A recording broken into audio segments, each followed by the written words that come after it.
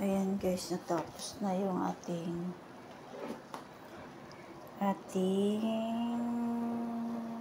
salad kangkong. Ayan. Wait.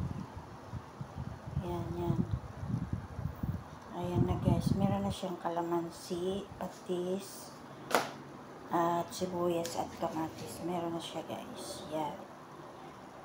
O diba? Ang sarap. Yan yung salad. Wala siyang mantika talaga. Talagang yung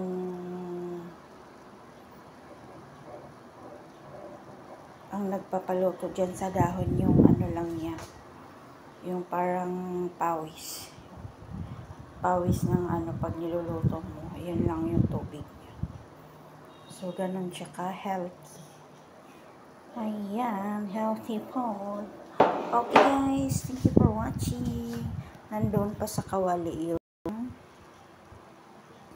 sa kawali ang ating express.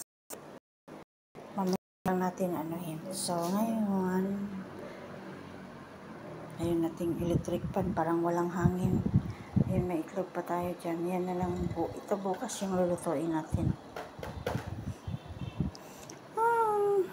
Ayan. Okay guys.